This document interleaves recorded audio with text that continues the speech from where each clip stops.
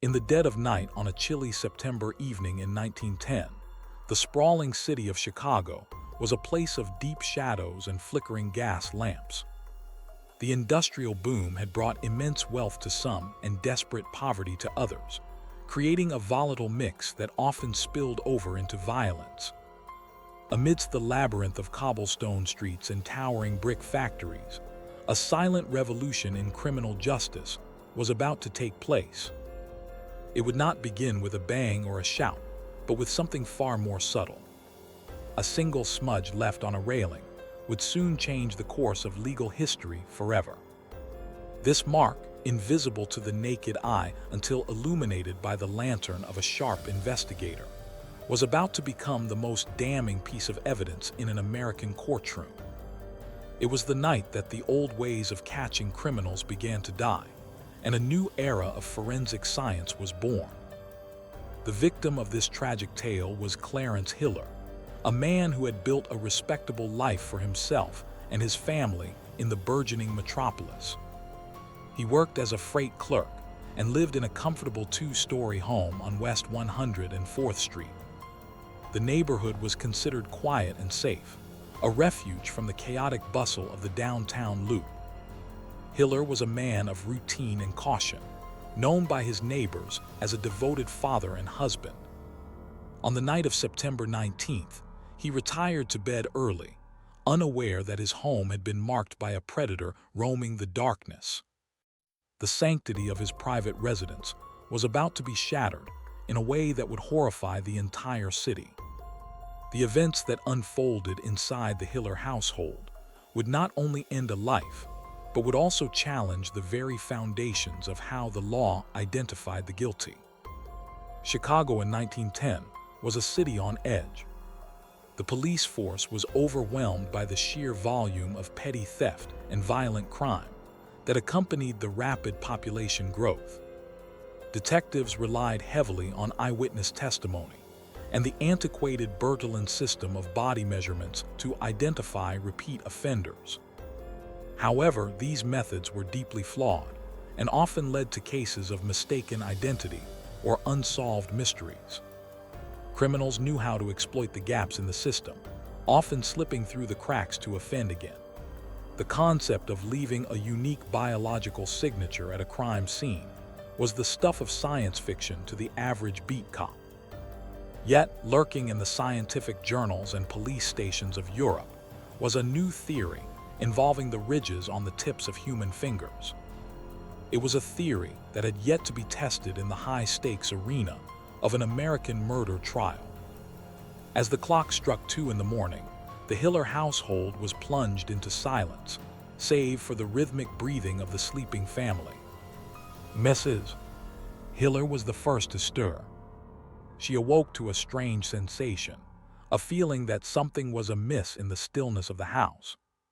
She noticed that the gas light in the hallway, which they always kept burning low, had been extinguished. A creeping dread washed over her as she realized they were not alone. She nudged her husband awake, whispering urgently that there was a stranger in the house. Clarence Hiller, shaking off the fog of sleep, rose from his bed with the protective instinct of a father. He did not grab a weapon, but moved towards the top of the stairs to investigate the disturbance. It was a decision that would seal his fate within moments. At the top of the staircase, Clarence Hiller encountered the intruder. The darkness obscured the man's features, rendering him a terrifying silhouette against the faint light filtering in from the street. The two men locked eyes in the gloom, a paralyzed moment of tension before the chaos erupted.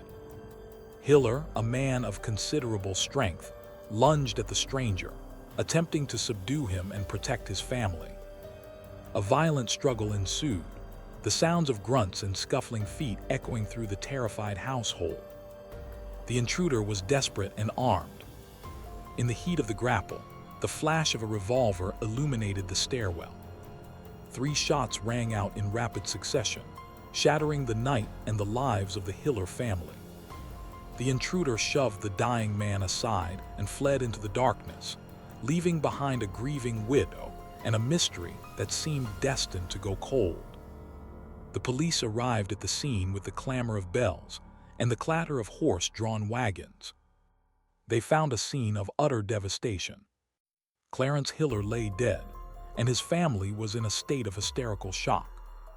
The officers began their routine sweep of the area, but the killer had vanished into the labyrinth of the South Side. It seemed like another tragic statistic in a violent city, a burglary gone wrong with no witnesses to identify the perpetrator. The initial investigation followed the standard procedures of the time.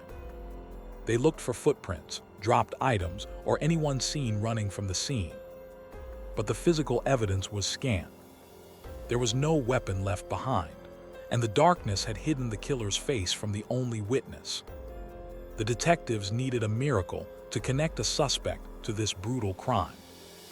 However, the investigation took a sharp turn when officers examined the point of entry. The intruder had entered through a rear window near the kitchen. Earlier that very day, Clarence Hiller had painted the railing of his back porch.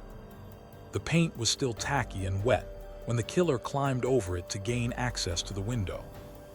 In the beam of a police lantern, a sharp-eyed officer noticed something peculiar on the fresh paint. Imprinted clearly in the drying enamel were the ridges of 4 fingers from a human left hand. It was a perfect impression, preserved by the very maintenance work the victim had performed hours before his death. The officers knew this was unusual, but few understood just how significant this smudge would become. They carefully removed the section of the railing, treating it as a curious artifact rather than the smoking gun it was. Less than a mile away, police officers on patrol spotted a man behaving suspiciously. He was disheveled, out of breath, and his clothes were torn and blood-stained. The man was Thomas Jennings. When the officers approached him, they found he was carrying a loaded .38 caliber revolver, the same caliber used to kill Clarence Hiller. Jennings was a man with a history of petty crime, but he vehemently denied any involvement in the murder. He claimed he was merely walking home and had been in a fight earlier, explaining his appearance. Without a witness to place him inside the Hiller home, the police knew that a conviction would be difficult. Possession of a gun was not enough to prove murder. They needed something to undeniably link him to the scene of the crime. Thomas Jennings was taken into custody and subjected to the grueling interrogation tactics of the era. He remained defiant, sticking to his story and challenging the police to prove otherwise. He knew the limitations of the legal system. He knew that without an eyewitness, the case against him was circumstantial at best. The detectives were frustrated. They had a likely suspect, a murder weapon, and a motive of burglary, yet the final piece of the puzzle remained elusive. It was then that the railing with the fingerprints was brought to the attention of the emerging Identification Bureau. The police department had recently begun experimenting with fingerprinting, influenced by the work of Scotland Yard in London. They decided to take a gamble on this new and unproven science. The practice of fingerprinting was still viewed with deep skepticism in the United States legal system. For decades, the Bertillon system had been the gold standard. This method involved taking precise measurements of various body parts, such as the length of the arm, the size of the ear, and the width of the head. It was believed that no two individuals shared the exact same set of measurements. However, the system was cumbersome and prone to human error. The case of Will West in 1903, where 2 men with identical names and nearly identical measurements were found in the same prison, had shaken faith in Bertillonage. Fingerprinting offered a simpler, more absolute method of identification, relying on the unique patterns of loops, whorls, and arches on the fingertips. But it had never been used to secure a capital murder conviction in an American court. The Chicago police called upon William Donaldson and other fingerprint experts to examine the railing. They compared the prints found in the paint with the inked impressions taken from Thomas Jennings after his arrest. The process was meticulous. They used magnifying glasses to identify specific points of comparison, looking for bifurcations, ridge endings, and islands in the friction ridges. The tension in the examination room was palpable. If the prints did not match, their best suspect might walk free. If they did match, they would have to convince a jury to trust a science they barely understood themselves. After hours of analysis, the experts came to a unanimous conclusion. The prints on the railing were identical to the prints of Thomas Jennings. There was no doubt in their minds. The killer had literally signed his name on the crime scene. The trial of Thomas Jennings began in November 1910 and immediately became a media sensation. The courtroom was packed with reporters, lawyers, and curious onlookers, all eager to see this new scientific evidence in action. The prosecution team knew they had an uphill battle. They had to prove not only that Jennings killed Hiller, but also that the method used to identify him was scientifically sound. The defense attorney was aggressive, dismissing the fingerprint evidence as voodoo science and unproven trickery. He argued that a smudge on a railing could belong to anyone, and that it was absurd to send a man to the gallows based on lines on a finger. The drama that unfolded in that courtroom would set the precedent for every criminal trial that followed in the 20th century.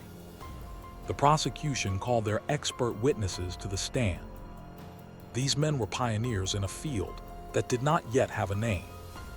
They set up blackboards and enlarged photographs of the fingerprints for the jury to see. They explained the biology of friction ridges, detailing how they are formed in the womb and remain unchanged throughout a person's life. They spoke of the statistical impossibility of two people having the same fingerprints. The jury, composed of ordinary men with no scientific background, listened with rapt attention. For many of them, this was the first time they had ever heard of such a concept. The experts demonstrated how they found 33 distinct points of identity between the print on the railing and Jennings' hand. It was a masterclass in forensic education, delivered in the middle of a murder trial. To further prove their point, the prosecution staged a dramatic demonstration right there in the courtroom. They took the fingerprints of the jury members and then challenged the experts to identify them without knowing which print belonged to whom. The experts performed the task flawlessly, matching every print to the correct juror with speed and precision. The courtroom erupted in whispers of amazement. This practical display did more to sway the opinion of the court than hours of academic testimony. It showed that the science worked in practice, not just in theory. The confidence of the defense began to crumble as the sheer irrefutability of the evidence became clear. The silent witness on the railing was speaking louder than any human testimony could. Despite the overwhelming display, the defense continued to fight. They attacked the chain of custody of the railing, suggesting the police could have planted the prints. They questioned the qualifications of the experts, noting that there were no university degrees for fingerprinting at the time. They appealed to the jury's fear of the unknown, warning them against setting a dangerous precedent based on a fad. But the image of the railing was burned into the minds of the jurors. The juxtaposition of the wet paint, the intrusion, and the perfect preservation of the handprint was too coincidental to be anything other than the truth. Thomas Jennings sat at the defense table, watching the net tighten around him, his defiance slowly turning to resignation as the science he mocked began to seal his doom. The closing arguments were a clash of eras. The defense appealed to tradition and the fallibility of newfangled gadgets. The prosecution appealed to logic and the march of progress. They painted a picture of the terror Clarence Hiller felt in his final moments and pointed to the fingerprint as the ghostly hand of the killer, reaching out from the past to confess. The judge gave the jury their instructions, telling them they must weigh this new class of evidence with the same seriousness as they would a witness statement. The jury retired to deliberate, carrying with them the weight of a decision that would echo far beyond the walls of the Chicago courthouse. They were not just deciding the fate of Thomas Jennings, they were deciding the future of American justice. The deliberation was surprisingly short. The jurors returned with a verdict that sent shockwaves through the legal community. Thomas Jennings was found guilty of the murder of Clarence Hiller. The primary evidence that convicted him was the fingerprint on the railing. It was a historic moment. For the first time in the United States, a man was sentenced to death based chiefly on the evidence of his own fingerprints. The courtroom erupted, not just with the reaction to the verdict, but with the realization that the rules of the game had changed. Criminals could no longer rely on the darkness or the lack of witnesses to protect them. They carried their identity with them at their fingertips, and they left it behind on everything they touched. Thomas Jennings' legal team immediately filed an appeal to the Illinois Supreme Court. They argued that fingerprint evidence was inadmissible because it had not been recognized by the higher courts and violated the rights of the accused. The appeal process dragged on for a year, keeping the case in the public eye. During this time, police departments across the country watched with bated breath. If the Supreme Court overturned the conviction, fingerprinting would be set back by decades. If they upheld it, every police station in America would need to establish an identification bureau. The stakes were incredibly high. The fate of the Hiller case became a referendum on the role of science in the courtroom.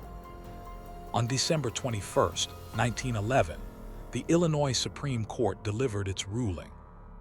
In a landmark decision, they affirmed the conviction of Thomas Jennings. The court wrote that there is a scientific basis for the system of fingerprint identification, and that the courts are justified in admitting this class of evidence. They stated that expert testimony on the subject was competent and necessary. This ruling was the final seal of approval. It legitimized forensic science in a way that no other event had. The opinion was published and circulated to judges and lawyers across the nation. It became the foundational case, law cited in thousands of future trials. The door was now wide open for the use of scientific evidence in criminal proceedings.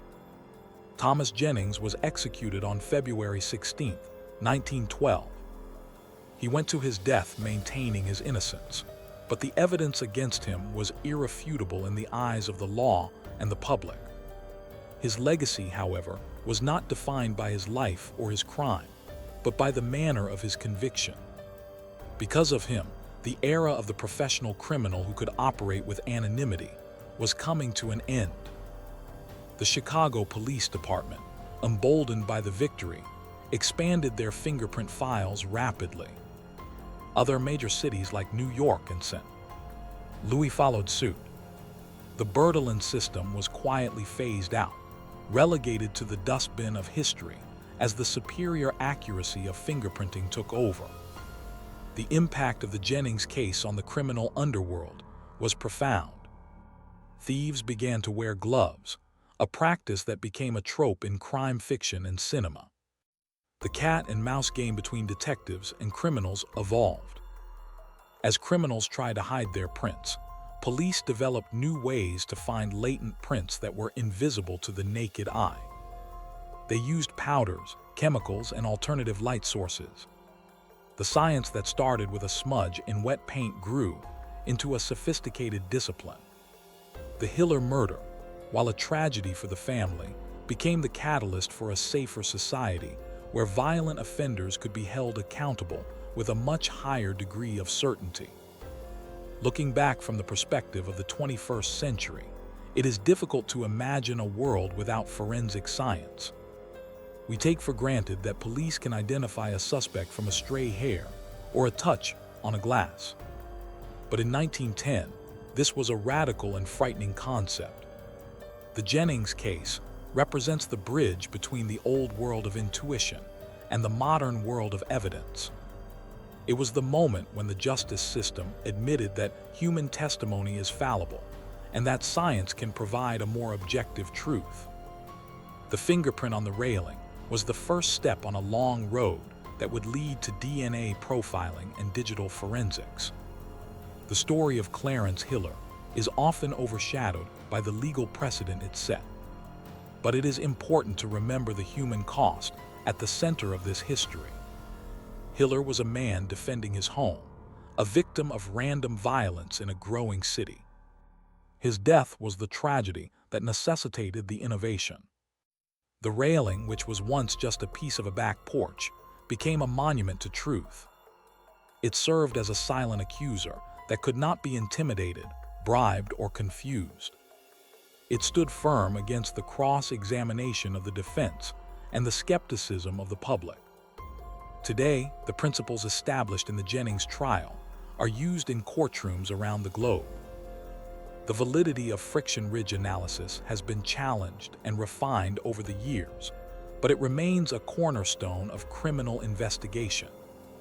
The Automated Fingerprint Identification System, or AFIS, now holds millions of records, allowing police to match prints in seconds rather than days. This massive database can trace its lineage directly back to that smoky Chicago courtroom, and the experts who used magnifying glasses and blackboards to explain the concept to a jury of peers. The technology has advanced, but the fundamental premise remains exactly the same. The mystery of the Hiller murder was not who did it, but how to prove it. In cracking that procedural mystery, the authorities unlocked a century of solved cases. Countless murderers, rapists, and thieves have been brought to justice because of the precedent set in 1910. Every time a forensic tech dusts for prints at a crime scene, they are reenacting the breakthrough that occurred on that wet railing. The ghost of Thomas Jennings haunts the criminal justice system, a reminder that no matter how careful a criminal thinks they always leave a part of themselves behind. As we consider the legacy of this case, we must also acknowledge the evolution of forensic ethics. The Jennings case established the power of the state to use biological data against a citizen. This power comes with immense responsibility. The science must be rigorous, and the experts must be unbiased. History has shown us that even fingerprints can be misinterpreted or misused if the standards are not maintained. The precedent of 1911 is not just a license to convict, but a mandate to be accurate. The burden of proof was raised by the introduction of science, demanding that the justice system be as precise as the evidence it presents. The Hiller home on West 104th Street is long gone, replaced by the shifting landscape of the city. The physical evidence of the railing has likely been lost to time, but the story remains a pivotal chapter in the narrative of American crime. It is a story of tragedy, innovation, and the relentless pursuit of truth. It reminds us that justice often relies on the smallest of details. A single touch in the dark can echo for 100 years. The fingerprint that cracked this mystery did more than solve a crime. It illuminated the path forward for a civilization seeking to bring order to chaos. In the annals of true crime, few cases have had such a lasting impact as the conviction of Thomas Jennings. It lacks the glamour of a heist or the conspiracy of a political assassination, but its weight is undeniable. It changed the definition of proof. It stripped away the anonymity of the criminal class. It proved that the law could evolve and adapt to new knowledge. The silent witness on the railing spoke the truth, and in doing so, it gave a voice to victims who could no longer speak for themselves. Ultimately, the story of the fingerprint that cracked a century-old mystery is a testament to human ingenuity. When faced with the limitations of the old ways, detectives and scientists dared to look closer. They dared to trust in the unique patterns of nature. They turned a smudge of paint into a beacon of justice. And in the dark, cold streets of Chicago in 1910, They lit a flame that continues to burn in every crime lab and courtroom to this day. The mystery was solved, but the lesson endures. The truth is always there, waiting to be found by those with the eyes to see it.